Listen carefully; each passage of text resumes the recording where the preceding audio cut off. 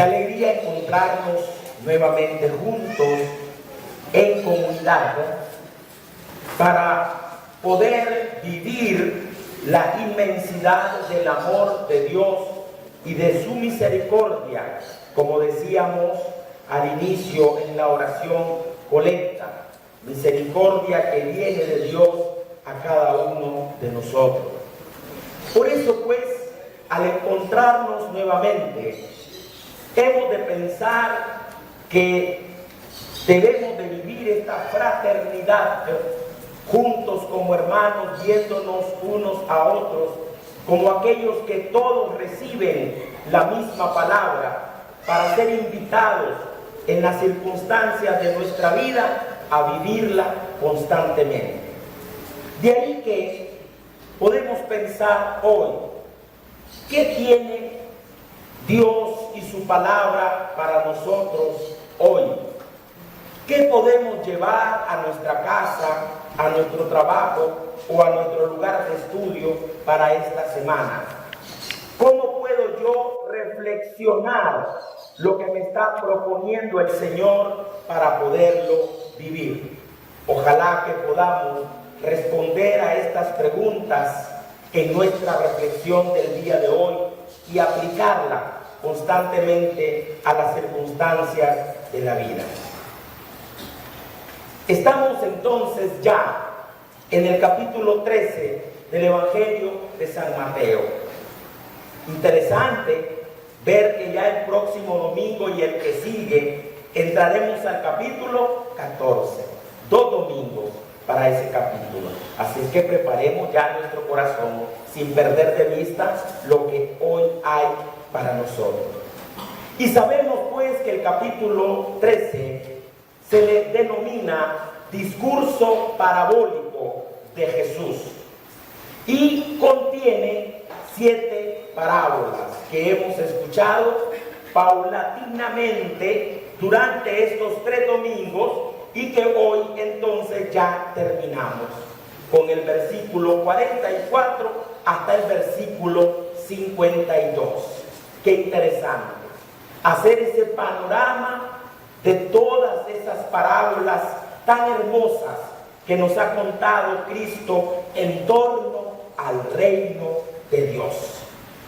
Veamos entonces hoy de qué se trata el Evangelio y cómo podemos sacarle todo lo mejor para nuestra vida personal.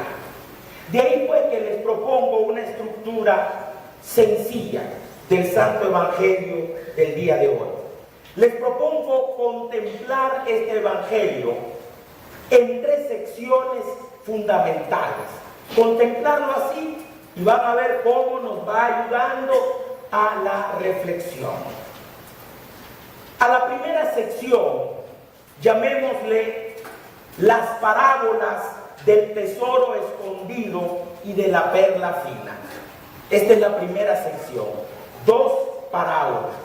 El tesorito que estaba ahí escondido en un campo y que alguien lo encuentra y al encontrarlo vuelve a esconderlo, se va lleno de alegría, vende todo,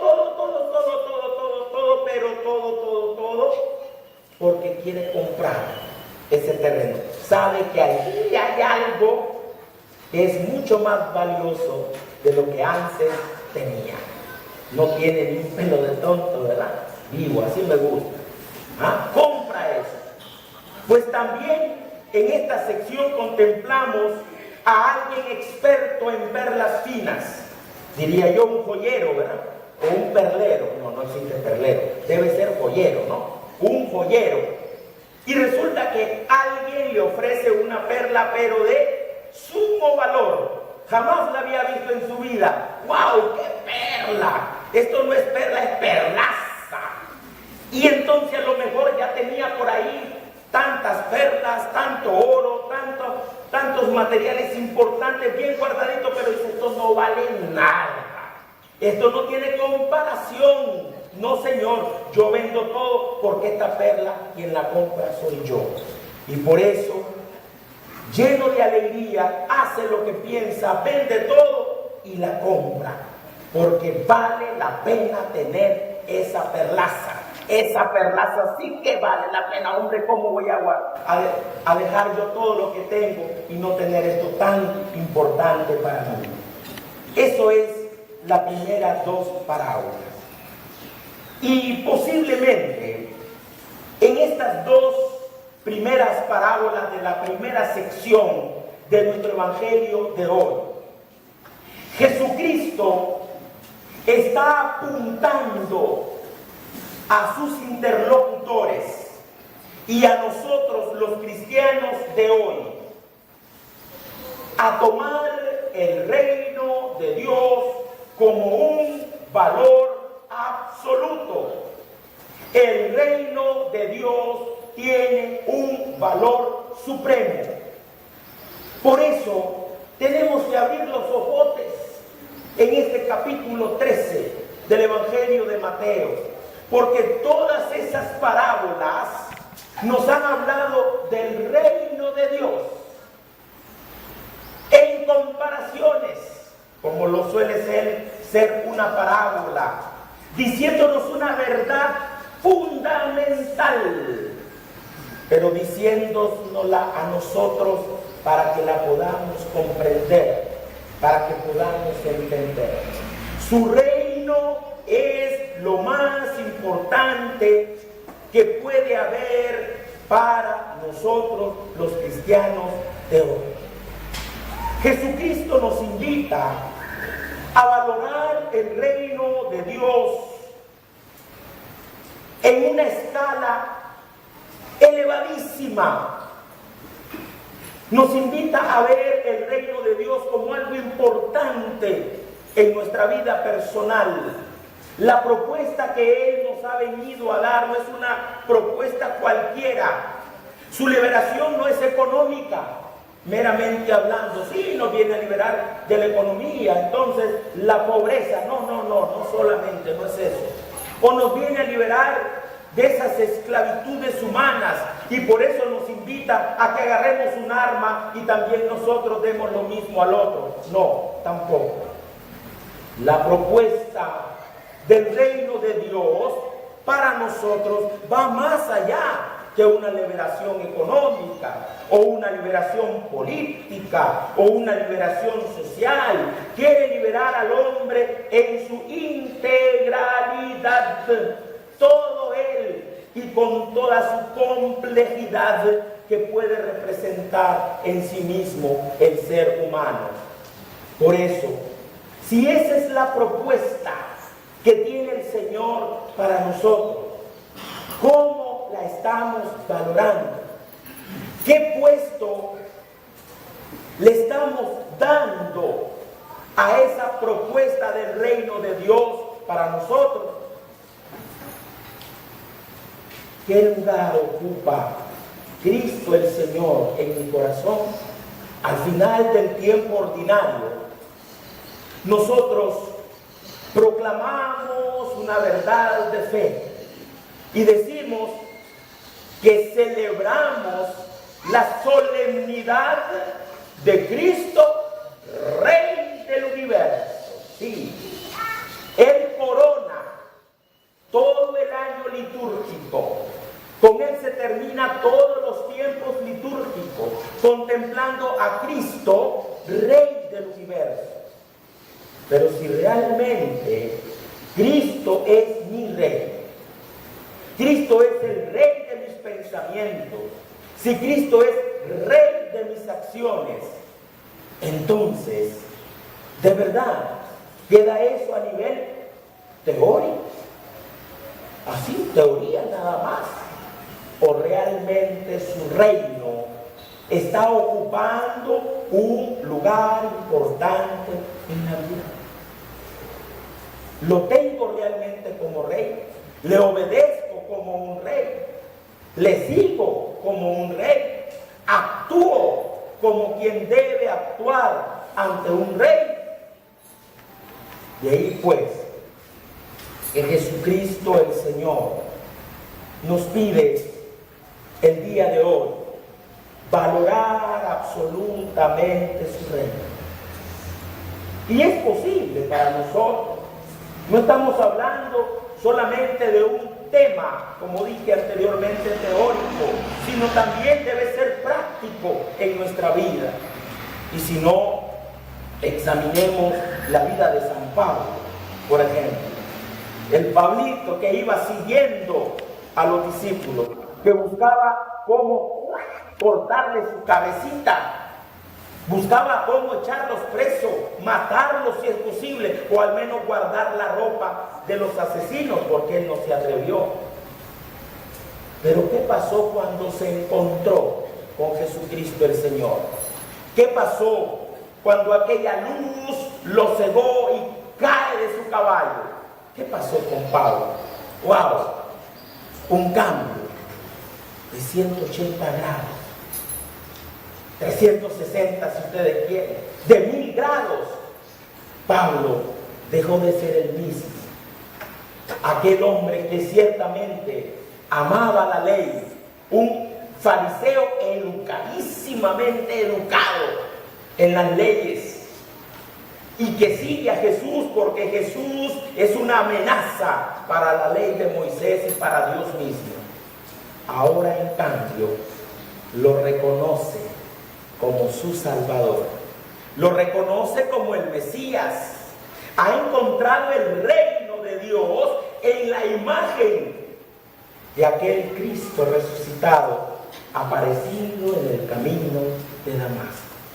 Sí, pero también en la historia encontramos tantos santos y santas, anónimos o no, que se han encontrado con Cristo y han valorado ese encuentro y dejan todo para seguirlo. Y si no, pensemos en un Agustín de Hipona: tarde te encontré, Señor.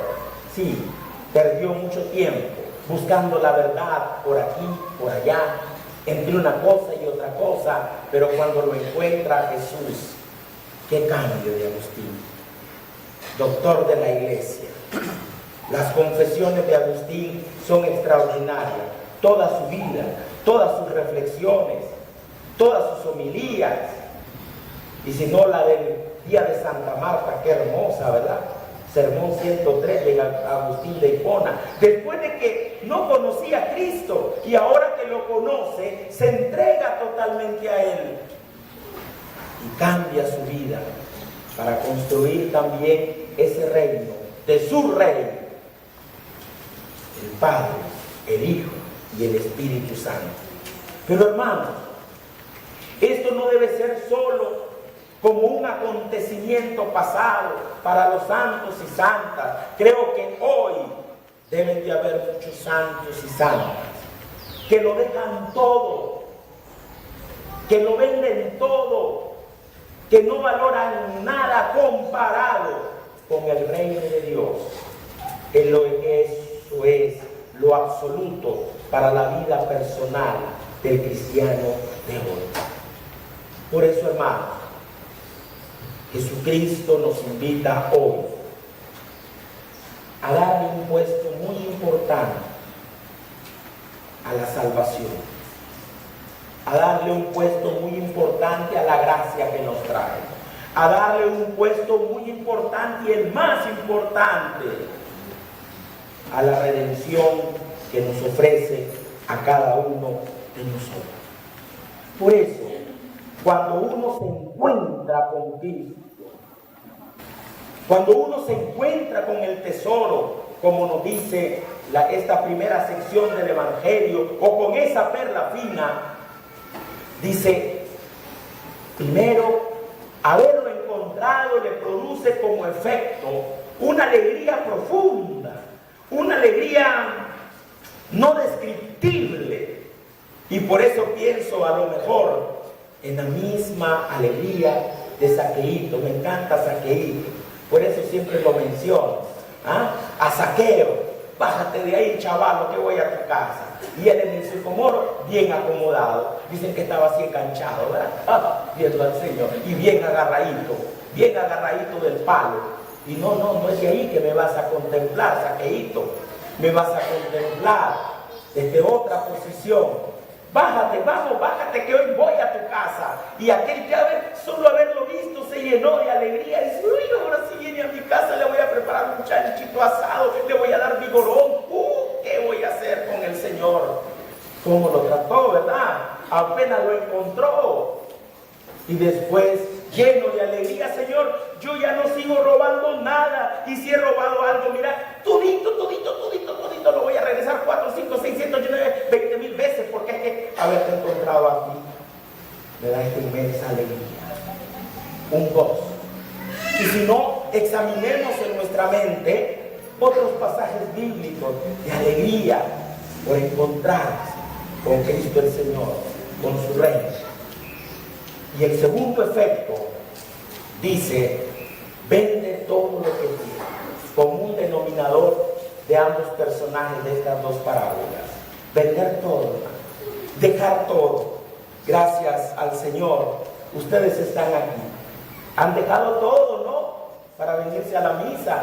A lo mejor tienen un tanate de ropa, así que lavar, ¿verdad?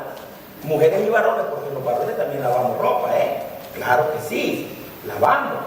Y si alguno no lava, pónganlo, mi muchachita, a lavar, pónganlo. Claro, póngalo a lavar traste, claro. Póngalo a rajar leña. Ah, no sé, aquí no se raja leña, está tropigas o se cagas. Esa es propaganda, padre. No me han pagado para propaganda. Sí, hermano, vender todo, dejar todo para construir el reino de Dios, dejarlo todo, hacer lo que el Señor nos pide y cuantas otras cosas que no nos aten y nos amarren, que las cosas materiales se van a quedar aquí. Lo más importante es el lugar que yo le estoy dando al reino de Dios. A Cristo se identifica con el reino de Dios. El Padre, sí, el Hijo, claro, el Espíritu Santo, sí. Hay que dejarlo todo, hermano. Y hay que vivir esta salvación que nos trae Cristo. Por el momento. Basta, Padre, con esta primera sección. La segunda sección no deja de ser hermosa. Es la tercera parábola de hoy, y la séptima del capítulo 13. Entonces se puede decir que es primera y séptima, tercera y séptima, ¿verdad? Tercera porque es la tercera parábola de hoy, y séptima porque es la última y ya no van a ver más, al menos en el capítulo 13, ¿verdad? ¿Y cuál es la última parábola de esta segunda sección? La red que echan los pescadores al mar y recoge toda clase de peces. La última parábola. Interesante, muchachos.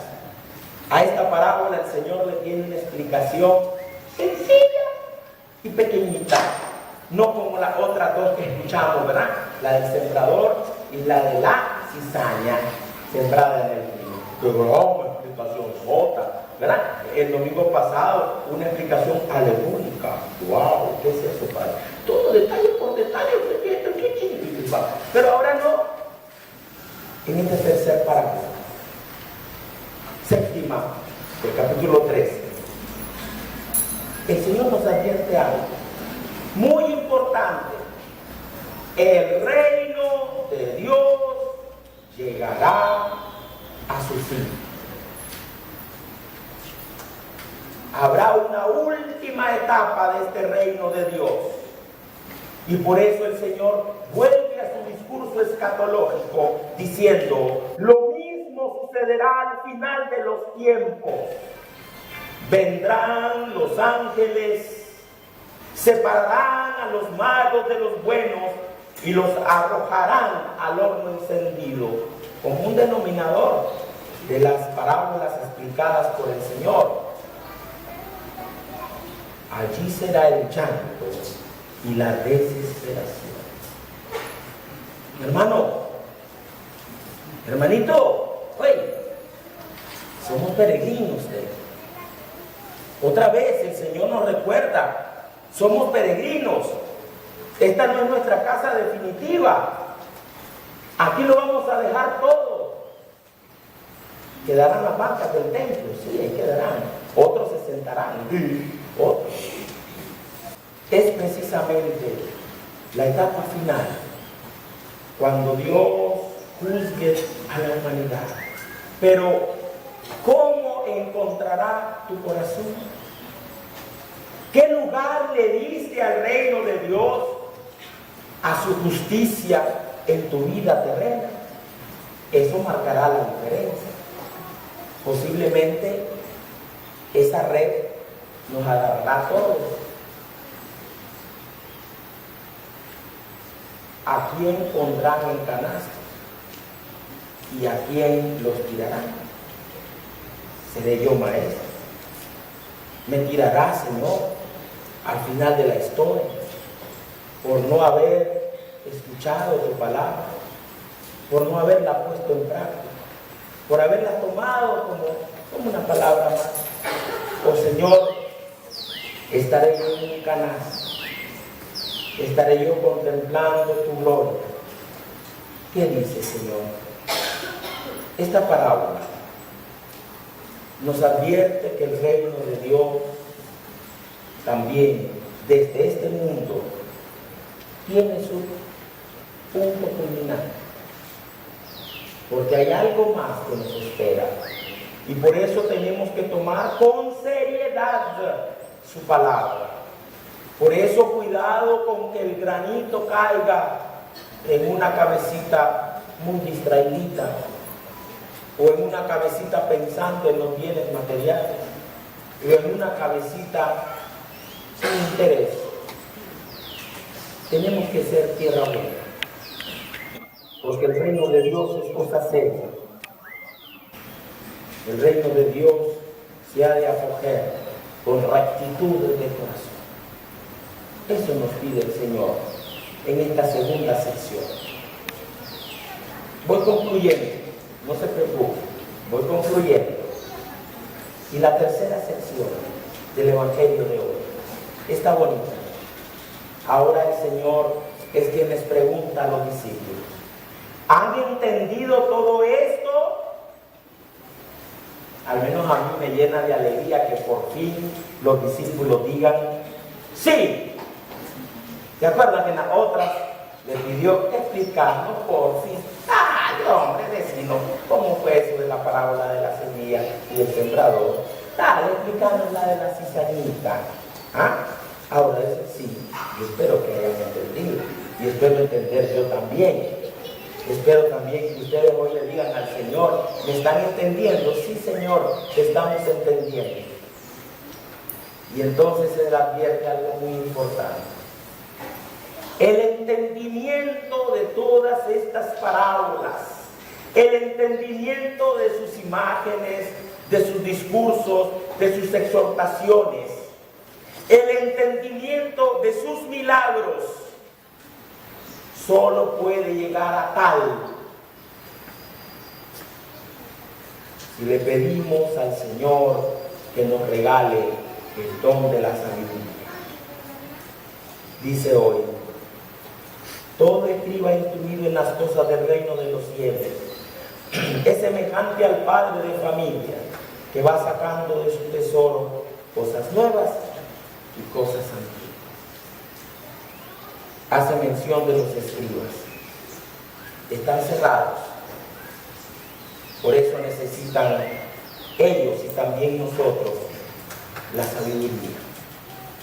De ahí que peguémonos en la mente la lectura del primer libro de los Reyes. Salomón. En sueños, el Señor le dijo algo: pídeme lo que quieras y yo te lo daré. No es Aladino y la lámpara maravillosa, ¿verdad? No es Aladino. Aladino, yo soy el mago de la lámpara. Pide 3 deseos y yo te lo daré. Aladino, ¿eh? No es Aladino. Es Salomón ante Dios. Dios le está pidiendo que desee algo, que pida algo. ¿Qué oportunidad más grande para pedir?